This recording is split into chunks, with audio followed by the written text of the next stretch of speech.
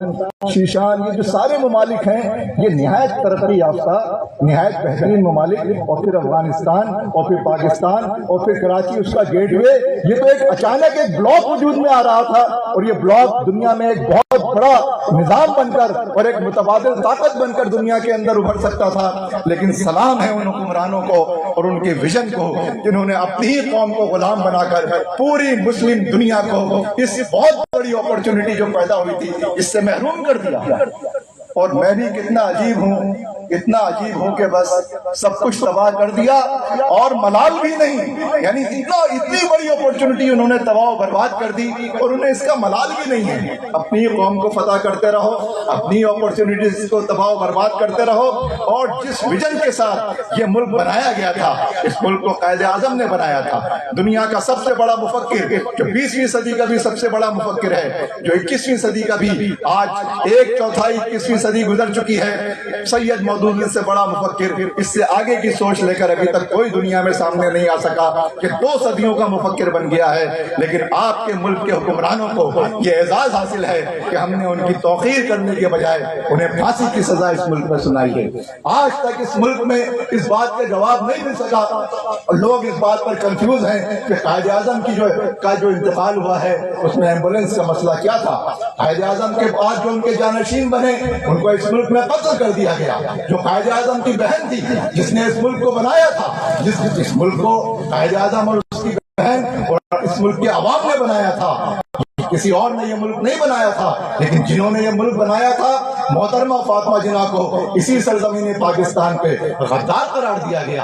आप हम देख रहे हैं यहाँ सूरत हाल क्या है। लिहाजा इस मुल्क में वो निजाम कायम नहीं हो सका। इसीलिए मैं आपसे ये कह रहा था कि बस इस नारे को ये नारा यहाँ पे खत्म नहीं हो जाता कि पाकिस्तान का मतलब क्या और हम सब ने कलमा पढ़ लिया कि ला इलाहा इल्लल्लाह मुहम्मदुर रसूलुल्लाह। भाई इसका मतलब क्या है? इसका मतलब यह है कि जिन लोगों ने इब्तिदा से ये वारदात की कि पाकिस्तान में कलमे की हुक्मरानी कायम होने के बजाय उन्होंने अपनी यजीदियत यहाँ पर कायम कर ली। इब्तिदाई तौर पर जागीरदारों और सिविल ब्यूरोक्रेसी ने यह काम किया और उसके बाद अयूब खान ने मार्शल्ला लगाकर आइन साज असेंबली को भी खत्म कर दिया, आइन को भी खत्म कर दिया। इस मुल्क में आइन नहीं बनने दिया गया और मार्शल्ला लगाकर जनरल शाही ने इन सब पर अपनी बालादस्ती कायम कर ली। और इस छोटी सी अकलियत ने, इस छोटी सी तादाद ने, बहुत ही छोटी सी तादाद ने, चंद पावरफुल लोगों ने पूरी कौम को यरगमाल बना लिया और पूरी कौम के ऊपर कब्जा कर लिया। और इस मुल्क में कभी भी जमहूरी आजादियां बहाल नहीं होने दी गई। इस मुल्क में कभी भी पार्लियामेंट को इख्तियार आला नहीं मिल सका। इस मुल्क में कहने की आजादी नहीं दी गई, इस मुल्क में बोलने की आजादी नहीं दी गई। हर गांव पर पहरे बिठाए गए और इस मुल्क के बनाने वालों को, इस मुल्क के बड़े बड़े मुफक्किरीन को कि कभी ये कर दो कभी वो कर दो। जो मुंतखब वजीर आजम है उसको फांसी दे दो, जिसने सबसे ज्यादा वोट लिए हैं उससे कह दो कि ये तो गद्दार है, जिसने मशरकी पाकिस्तान अलग कर दिया। जिसकी हुकूमत 2 मुल्कों में कायम हो रही हो वो पागल है कि वो सिर्फ एक मुल्क में अपनी हुकूमत कायम करेगा। शेख मुजीब ने इलेक्शन जीता था और उसका हक था कि दोनों मुल्कों के ऊपर उसकी हुकूमत कायम होनी चाहिए। कोई पागल थोड़ी है कि जिसको 2 मुल्कों की हुकूमत मिल रही हो वो कहेगा कि मैं एक मुल्क अलग करूंगा। वो आजादी चाहते थे, वो जमहूरी आजादी चाहते थे, वो माशी इस्तेसाल का खात्मा चाहते थे, वो नाइंसाफियों का सद्देबात चाहते थे और वो अपना इक़्तिदार आला चाहते थे जो कि इक़्तिदार आला अवाम का हक है। और हम तो इसके ऊपर नजरियाती ईमान रखते हैं। नजरियाती ईमान ये है कि इक़्तिदार आला अल्लाह तबारक व तआला का हक है, लेकिन अपने अल्लाह तबारक व तआला ने अपना ये हक हुक्मरानी तमाम बनी नौ आदम के अंदर उनको वदियत कर दिया है और उनको मुंतकिल कर दिया है खिलाफत की सूरत में। अल्लाह तबारक व तआला ने आदम की हर औलाद को हक खिलाफत अता किया है और खिलाफत का मतलब हुकूमत है। लिहाजा ये खिलाफत का हक, खिलाफत की 2 ही शराइतें हैं। एक शर्त यह है कि हाकिमियत आला सिर्फ अल्लाह की होगी और दूसरी शर्त यह है कि वो अवाम की राय से हुकूमत बनी है या नहीं बनी है। यही तो 2 शराइत हैं। और तीसरी चीज और आप इसमें शामिल कर सकते हैं कि उसमें बैतुल माल और माश जो है वो अवाम का मुश्तरका हक है। لیکن یہاں پر یہ نہیں ہونے دیا گیا. یہاں پر چند لوگوں نے قبضہ کر لیا, ملک تباہ و برباد ہوتا رہا. حالانکہ اس ملک نے جو ابتدائی طور پر اس نے پیش قدمی کی تھی, جو پیش رفت کی تھی, آپ کو معلوم ہے یہ بات کہ پاکستان کے ابتدائی 15 سالوں میں پاکستان کا جی ڈی پی دنیا کا نمبر 1 جی ڈی پی تھا, 10+ جی ڈی پی تھا. نہ امریکہ کا جی ڈی پی تھا یہ, نہ جاپان کا, نہ آسٹریلیا کا, نہ جرمنی کا, نہ کسی اور ملک کا, نہ چائنا کا اور نہ روس کا. پاکستان کا جی ڈی پی دنیا کا سب سے بلند جی ڈی پی تھا. اور پاکستان نے اتنی تیزی سے پیش قدمی کی ہے, اتنی تیزی سے پیش رفت کی ہے کہ لوگ حیران رہ گئے تھے. بھارت ہم سے پیچھے کھڑا تھا, چائنا ہم سے پیچھے کھڑا تھا, سنگاپور ہم سے پیچھے کھڑا تھا, ملیشیا ہم سے پیچھے کھڑا تھا. یہ سارے ممالک ہم سے پیچھے کھڑے تھے. ہم بہت تیزی کے ساتھ آگے بڑھ چکے تھے. یہ رفتار تھی ہماری. لیکن یہ سب کچھ بریک لگایا گیا. دارالخلافہ کو عوام کے درمیان سے نکالو, ایک جنگل میں لے جا کر دارالخلافہ بنایا گیا, اس لیے کہ کراچی تو اپوزیشن کا شہر ہے. کراچی تو ان لوگوں کا شہر ہے جنہوں نے اس جگہ یہ تحریک پاکستان اور تحریک آزادی چلائی تھی جہاں پاکستان بننا ہی نہیں تھا. لہٰذا وہ وہاں سے اٹھ کر یہاں پر آ گئے, اپنی زمینوں کو چھوڑ دیا, آباء و اجداد کی قبروں کو چھوڑ دیا, اپنی رشتوں کو چھوڑ کر وہ وہاں سے خالی ہاتھ اٹھ کر, بڑے بڑے لوگ خالی ہاتھ اٹھ کر وہاں سے آ گئے. لیکن وہاں سے آئے ضرور ہیں, اپنی تہذیب بھی لے کر آئے, اپنا سیاسی شعور لے کر آئے. چنانچہ سب کراچی دیکھتے ہی دیکھتے کراچی تحریکوں کا شہر بن گیا. کراچی مزدوروں کی تحریک, کراچی طلبہ کی تحریک, یہ وکلا کی تحریک, یہ دانشوروں کی تحریک. اور کراچی میں تحریکیں ہی تحریکیں تھیں اور حکمرانوں کو چین سے سانس لینے کا موقع نہیں مل رہا تھا. چنانچہ ایوب خان نے دوسرا بڑا ظلم پاکستان پر یہ کیا کہ انہوں نے دارالخلافہ ہی جنگل میں لے جا کر آباد کر دو, نہ رہے گی کی آواز نہ بجے کی آواز. لیکن اللہ کی شان ہے, آج تو وہ دارالخلافہ خود عوام سے گر گیا ہے. ہائیلی پولیٹیسائز ریجن اگر پاکستان کا کوئی ہے تو وہ وہی ریجن ہے جسے ہم مشرقی پنجاب کہتے ہیں. اللہ کی شان ہے. لیکن میں آپ سے یہ بتا رہا ہوں کہ انہوں نے کیا کچھ کیا, اس کے نتیجے میں ہمارے یہ 50-60 سال ضائع تو ہوئے نا. پاکستان کا اقتدار عوام کو منتقل نہیں ہو سکا. لہذا میں آپ سے یہ بات عرض کر رہا ہوں کہ تاریخ کے اس تسلسل کو اپنے سامنے رکھیں اور دیکھیں کہ دنیا میں کیا حالات بدل رہے ہیں اور آج اس وقت ہماری دنیا میں کیا ہو رہا ہے. اور میں بالخصوص, اگر وقت بھی لگے میں آپ سے معذرت چاہوں گا, لیکن میں اس چیز کے اوپر ذرا بات کرنا چاہتا ہوں. یہ جو امریکہ نے یونیپولر دنیا بنائی تھی, یہ یونیپولر دنیا 1917-1918 تک آتے آتے ہم نے اپنی آنکھوں سے دیکھا کہ ایک کولڈ وار کی بائی پولر دنیا ٹوٹ گئی. تاریخ میں صدیوں میں کبھی ایسے واقعات ہوتے ہیں, لیکن کئی واقعات اس وقت پیدر پہ ہو رہے ہیں اور ہم اپنی آنکھوں سے دیکھ رہے ہیں کہ کولڈ وار ختم ہو گئی, بائی پولر دنیا ٹوٹ گئی, یونیپولر دنیا بن گئی. اور جب 1917 سے 1918 کی طرف دنیا منتقل ہو رہی تھی, یہ یونیپولر دنیا بھی اس وقت دنیا سے ختم ہو چکی ہے. اب دنیا میں دوسری متبادل قوتیں اٹھ رہی ہیں. دنیا میں ایک نئی جو ہے وہ سرد جنگ کا سما پیدا ہو چکا ہے. متبادل معاشی طاقتیں, متبادل عسکری طاقتیں, متبادل سیاسی طاقتیں, متبادل بلاکس, متبادل معاہدے, متبادل گروپس جو ہے وہ وجود میں آ رہے ہیں اور دوبارہ سے سامراج کو چیلنج درپیش ہیں. اس پوری صورتحال میں اس وقت میں اور آپ کھڑے ہوئے ہیں. لہٰذا امریکہ نے یہ اعلان کیا ہے کہ ان کا دشمن نمبر 1 چائنا ہے. اب دشمن نمبر 1 اسلام نہیں ہے, دنیا بدل گئی. دشمن نمبر 1 چائنا ہے. لہذا چائنا کو ہدف بنا کر ساری حکمت عملی بنائی جا رہی. اس چائنا کو روکنے کے لیے, اس کے راستوں کو مسدود کرنے کے لیے, اس کی پیش قدمی کو محدود کرنے کے لیے اور اس کی بالادستی کو ختم کرنے کے لیے جو ڈیزائن ہے اس کے مطابق اس ریجن میں بھارت کو گریٹر پاور بنانا ہے اور مشرق وسطیٰ میں اسرائیل کو گریٹر طاقت بنانا ہے. جو مشرق وسطیٰ میں 6 عرب ممالک نے ابراہیم پیکٹ کے نام سے اسرائیل سے معاہدہ کیا تھا, یہ اسی سلسلے کی ایک کڑی تھی. یہ ابراہیم پیکٹ کے نام پر در حقیقت بھارت کی اسرائیل کی بالادستی کو قبول کرنا تھا, لیکن غزہ کے مسلمانوں نے اس پورے نقشے کو وہاں پہ درہم برہم کر دیا. بہت بھاری قیمت انہوں نے ادا کی. انسانی تاریخ کا سب سے بڑا قتل عام اس وقت وہاں پر ہو رہا ہے. ہولوکاسٹ سے زیادہ بری طرح انسانوں کو مارا جا رہا ہے اگر ہولوکاسٹ کوئی چیز تھی. اور وہاں پر جس طرح سے بموں سے, اتنے ہولناک بموں سے مارا جا رہا ہے کہ میں صرف 2-3 مثالیں آپ کے سامنے پیش کرتا ہوں. ایک بم ان کے اوپر مارا گیا تو اس کے نتیجے میں انسان جلنے لگے, جیسے سیخ کباب کو جو ہے وہ آگ کے اوپر سینکا جاتا ہے, جلایا بھونا جاتا ہے, اس طرح سے انسان جل رہے تھے اور اس کی ویڈیوز آئیں. ایک بم مارا گیا وہاں پر، اور وہ وہاں کے جو ان کے وہ تھے جو مہاجرین کے کیمپس تھے، ان کیمپس کے اوپر وہ بم مارا گیا، ایک گڑھا وہاں پر بن گیا، اور پوری انسانی وجود سب کچھ وہاں پہ مٹی میں مل گیا، نہ کسی کی ہڈی مل رہی ہے، نہ کسی کا وجود مل رہا ہے، وہاں پہ ایک بہت بڑا سا گڑھا ہو گیا ہے، جتنے لوگ وہاں پر تھے وہ سب شہید ہو گئے، اور ان کی کوئی لاش کچھ بھی نہیں ملی۔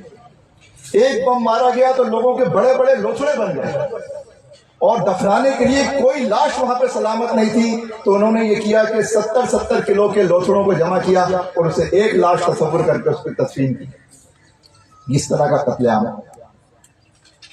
اور دوسرا مسئلہ ہے یہاں کا، اس ریجن کا، امریکہ یہاں سے چلا تو گیا ہے، جان بچائی، لیکن وہ یہاں سے جانے کے لیے تو نہیں آیا تھا۔ اس ریجن میں جو دنیا کا نیا عالمی نظام ہے، اس میں بھارت اس کا ایک اسٹریٹجک پارٹنر ہے، اور بھارت کی بالادستی وہ قائم ہونا ہے۔ لیکن بھارت کا مسئلہ یہ ہے کہ بھارت کے سامنے دو نیوکلیئر طاقتیں، ایک پاکستان اور دوسری چائنا۔ بھارت نے امریکہ سے یہی تو بات کی ہے کہ میں دو نیوکلیئر طاقتوں سے تو نہیں لڑ سکتا، ایک کو تو کمپرومائز کرنا ہوگا۔ سمجھ رہے ہیں آپ بات؟ یہ جو بھارت سے دوستی کی باتیں ہو رہی ہیں، یہ جو ہم پچھلے 2.5-3 سالوں سے اچانک جنرل باجوہ کے دور میں سے بہت شدت کے ساتھ ہم یہ بات سننے لگے کہ بھارت کے ساتھ دوستی ہونی چاہیے، ہم تو بھارت سے جنگ ہی نہیں لڑ سکتے، ہمارے ٹینکوں میں تو زنگ لگ گیا ہے، ہمارے پاس تو لڑنے کے لیے پیٹرول نہیں ہے، پیسے نہیں ہے۔ یہ جو اچانک آپ نے باتیں سنی، پاکستان کے 4 پڑوسی، 4 میں سے 3 ہمارے دوست ممالک ہیں۔ افغانستان ہمارا برادر اسلامی ملک، ایران ہمارا برادر اسلامی ملک، چائنا سے دوستی ہماری ہمالیہ سے بلند اور بحر عرب سے گہری اور شہد سے زیادہ میٹھی کہلاتی ہے، لیکن سی پیک فریز ہوتا ہوا نظر آ رہا ہے۔ چائنا کی ریزرویشن پیدا ہو گئی ہیں، ایران کے اوپر ہم نے میزائل مارے ہیں، وہاں سے یہاں میزائل مارے گئے۔ یہ جو پوری صورتحال پیدا ہو رہی ہے، وہ بھارت ہمارا دوست ہے، اپنا رو کچھ کر رہی ہے پاکستان میں، سب رو واؤ سب ختم، اور افغانستان سے بات ہی نہیں ہو سکتی، ایک اندھی لڑائی ہے۔ کیا ہو رہا ہے؟ کیوں ہو رہا ہے؟ یہ جو رجیم چینج یہاں پر ہوا ہے پچھلے 2.5-3 سال کے عرصے میں، یہ اسی سلسلے کی ایک کڑی ہے، اور اسی نقشے میں رنگ بھرنے کے لیے سارا کام کیا گیا۔ میں جب آپ سیاسی تجزیہ کرتے ہیں تو آپ سیاسی تجزیہ پارٹی کی بنیاد پر نہیں کرنے لگیے، نہ کسی شخص کی بنیاد پر تجزیہ کیجیے۔ جو انٹرنیشنل ڈیولپمنٹس ہیں، جو علاقائی صورتحال ہے، جو ان ممالک کی پالیسیز ہیں، آپ ان سب چیزوں کو دیکھیں اور تجزیہ کریں کہ یہاں پر ریجنل سیاست کس طرح کام کر رہی ہے۔ اس لیے کہ قومی سیاست دراصل ریجنل سیاست سے ہی پیدا ہوتی ہے۔ جو ریجنل سیاست کو نہیں سمجھتا وہ کبھی بھی کامیاب قومی سیاست نہیں کر سکتا ہے، اور ہمارے حکمران، ان کی ذمہ داری تھی کہ وہ یہ بات ہمیں بتاتے، لیکن وہ کیسے یہ بات ہمیں بتا سکتے ہیں؟ اس لیے کہ وہ تو خود ان سے ملے ہوئے ہوتے ہیں، وہی تو ان کا کردار ادا کر رہے ہوتے ہیں۔ آپ ذرا سوچیں تو صحیح کہ آخر کیا بات ہے کہ غزہ کے مسئلے پہ واشنگٹن میں لاکھوں لوگ نکل رہے ہیں، لندن میں لاکھوں لوگ نکل رہے ہیں، نیو یارک میں لاکھوں لوگ نکل رہے ہیں، لیکن غزہ کے مسئلے پہ اسلام آباد میں کوئی مظاہرہ نہیں ہو سکتا۔ یہ اسرائیل کی حمایت نہیں ہے تو اور کیا ہے؟ غزہ کے مسئلے پہ مکے اور مدینے میں کوئی احتجاج نہیں ہو سکتا، غزہ کے مسئلے میں مسلم دنیا میں لوگ نہیں نکل سکتے۔ یہ کیا ہو رہا ہے؟ اور جو لوگ وہاں نکل رہے ہیں وہ صرف مسلمان نہیں ہیں، وہ یہودی بھی ہیں، وہ عیسائی بھی ہیں، ان میں ہندو بھی ہیں، ان میں مسلمان بھی ہیں۔ غزہ کی اس پوری صورتحال نے دنیا کی پوری سیاسی ڈائنامکس کو بدل دیا ہے، اس پوری لکیر کو مٹا دیا ہے جو امریکہ نے پچھلے 20-25 سال میں ڈرا کی تھی۔ یہ وہ ہیں اور یہ بقیہ دنیا یہ ہے۔ ہم ان کی قربانیوں کے لیے دعا گو ہیں، اللہ تعالیٰ ان کی قربانیاں قبول کرے۔ کتنی برکتیں اللہ تعالیٰ اس میں سے پیدا کر رہے ہیں، لیکن ہم اس کو ریڈ نہیں کر پا رہے، ہم اس کو سمجھ نہیں پا رہے، اور ہمیں کنویں کا میڈک بنایا جا رہا ہے کہ یہ بہت برا ہے، وہ بہت برا ہے، اس کی ویڈیو دکھا دوں گا، اس کی ویڈیو دکھا دوں گا، میرے پاس اس کی ویڈیو ہے، یہ اتنا گندا آدمی ہے، یہ اتنا خراب آدمی ہے۔ اور ہو کیا رہا ہے یہ پتہ ہی نہیں چلتا۔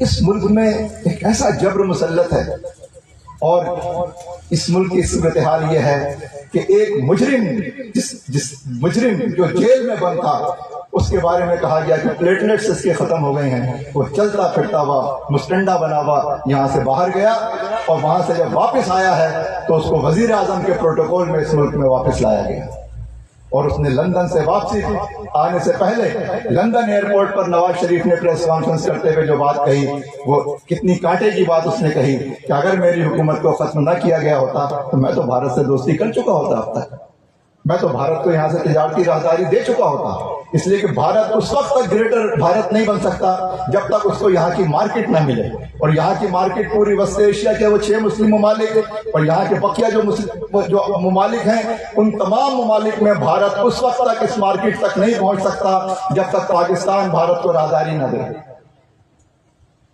سمجھ رہے ہیں آپ بات؟ جو بھارت سے دوستی کے اتنے درد اٹھتے ہیں، بقیہ برادر ملکوں سے اور بقیہ پڑوسیوں سے دوستی کا کوئی غم نہیں ہے، ایک ملک سے دوستی کا غم کھائے جا رہا ہے۔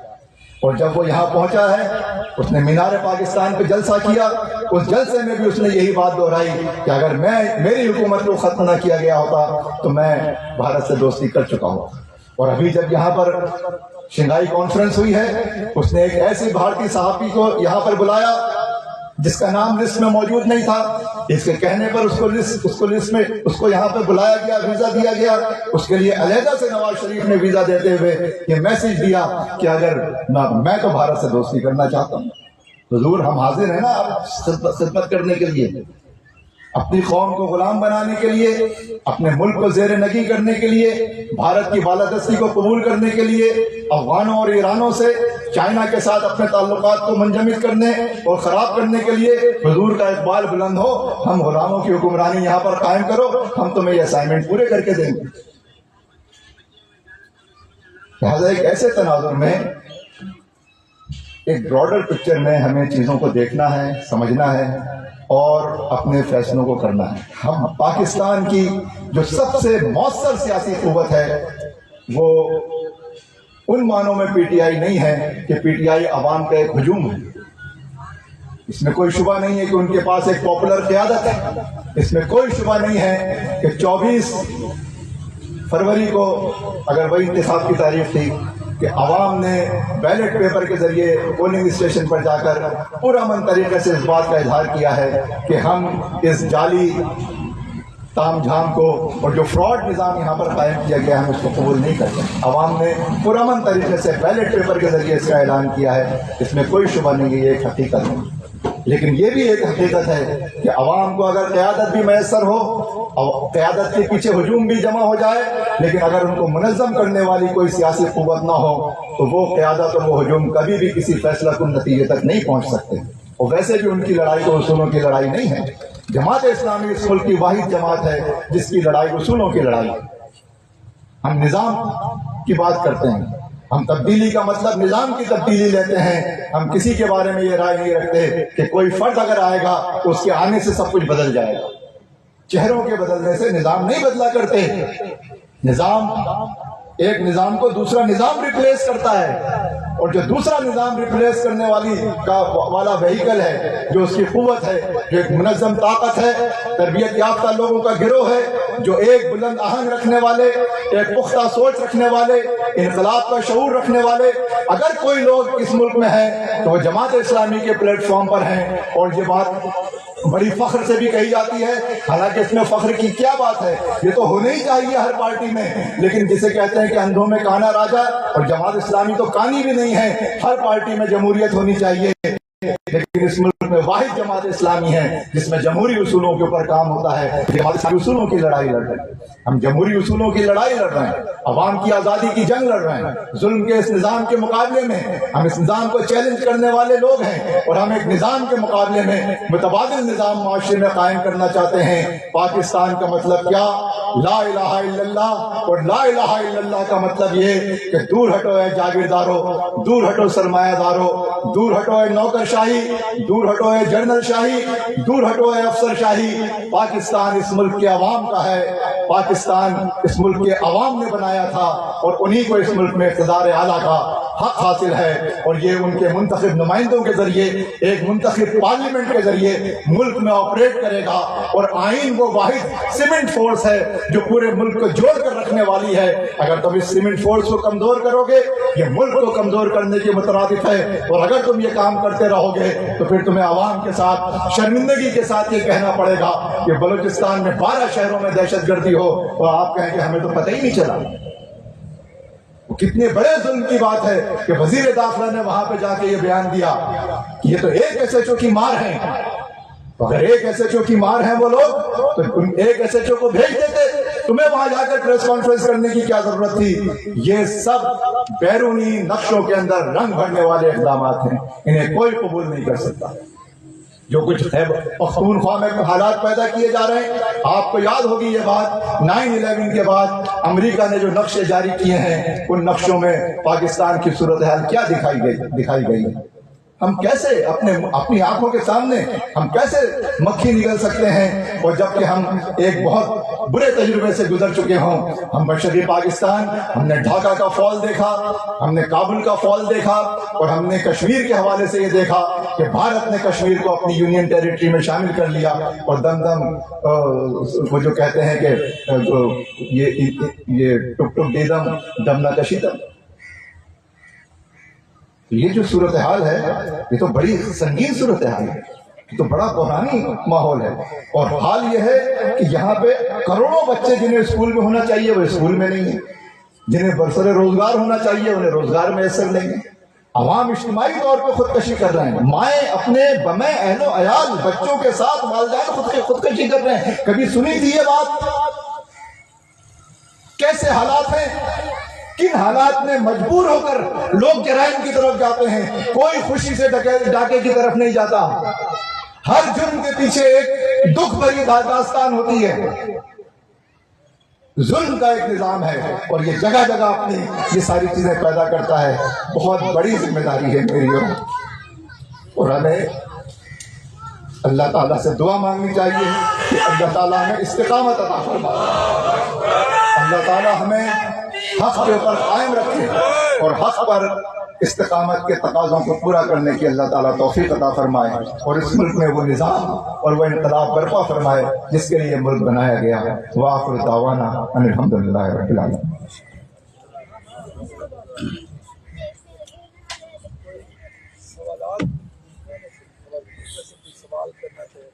سوالات اگر کسی کے اس پروگرام کے حوالے سے میں ایک بات نہیں کہہ سکا، اور وہ اپنی خواتین بہنوں کے حوالے سے، اور اس میں ممبر سازی کے حوالے سے بھی آپ کی توجہ دلاؤں گا، اور اگر سوال جواب کا سیشن ہوا تو اس میں مزید بات کر لوں گا۔ یہ جو ممبر سازی کا عمل ہے یہ دراصل جماعت اسلامی کے بیس کو گراس روٹ لیول پر براڈ بیس کرنے کا ایک عمل ہے، اور یہ پچھلی ممبر سازی کی طرح کی کوئی چیز نہیں ہے۔ اس وقت آپ نے کوئی ایک ممبر بھی اگر اپنے اس شہر میں بنایا ہے تو اس کا ڈیٹا ہمارے پاس موجود ہے، وہ ڈیٹا ہمارے ریکارڈ میں ہے۔ اگر جماعت اسلامی نے پورے ملک میں 20 لاکھ ممبر بنائے ہیں تو جماعت اسلامی پاکستان کے پاس 20 لاکھ لوگوں کا ریکارڈ موجود ہے، اور یہ ہمارا ایسٹ ہے، اور ہم اس کے اوپر اب ہوم ورک کر رہے ہیں، اور اس میں آپ کو یہ ذمہ داری ہمیں دینی ہے کہ چونکہ اس ڈیٹا میں مقامی آبادیاں شامل نہیں ہو سکتی، صرف ضلع کا نام آ سکتا تھا، ورنہ لوگ الگ الگ نام لکھتے ہیں، الفابیٹ الگ ہو جاتے ہیں تو وہ ڈیٹا انٹری ہوتی ہی نہیں، تو اس لیے ہم نے اس کو باوجود ڈراپ کر دیا تھا۔ لیکن اب آپ کو اگلا قدم یہ کرنا ہے کہ اپنے شہر میں ہم آپ کو آپ کے ضلع کا پورا ڈیٹا دیں گے، آپ کو کال سینٹر بنا کے ان نمبرز پہ فالو اپ کالز کرنی ہے، دوبارہ ان سے رابطہ کرنا ہے، اور ان کا ڈیٹا اپنے ضلعی بنیادوں پہ اور جو آپ کی پھر مقامی آبادیاں ہیں ان کی بنیادوں پہ وہ ڈیٹا مرتب کرنا ہے، اور جہاں جہاں ویکیوم ہے آپ ان کے اوپر بھروسہ کریں، ان پر اعتماد کریں، اور ان کو ان ویکیوم جہاں پہ ویکیوم ہے وہاں پہ آپ ان کو ذمہ داری دیں، آپ کہیں کہ آپ جماعت اسلامی بن کر کام کریں۔ تو یہ سارا کام آپ کو کرنا ہے انشاءاللہ تعالیٰ. اور یہ کام ابھی کمیٹی، پھر آپ ان کو کمیٹیوں کی صورت میں اڈاپٹ کریں، یا تو آپ تنظیم میں کارکن بنا لیں، یا آپ ان کو پبلک ایڈ کمیٹی بنائیں، یا عوامی کمیٹی بنائیں، یا فلاحی کمیٹی بنائیں، یا کسان کمیٹی بنائیں، یا گاؤں کی کوئی کمیٹی بنائیں، یا کوئی امدادی کمیٹی بنائیں، کوئی قانونی کمیٹی بنائیں، جو بھی آپ کی، یا کوئی آپ درس قرآن کا سرکل ان کے ساتھ بنائیں. جب وہ آپ کے رابطے میں آئیں تو آپ ان کے اوپر انہیں کوئی نہ کوئی کرنے کا کام دیں، تاکہ وہ آپ کے تحریک میں جذب ہو جائے فوری طور پر.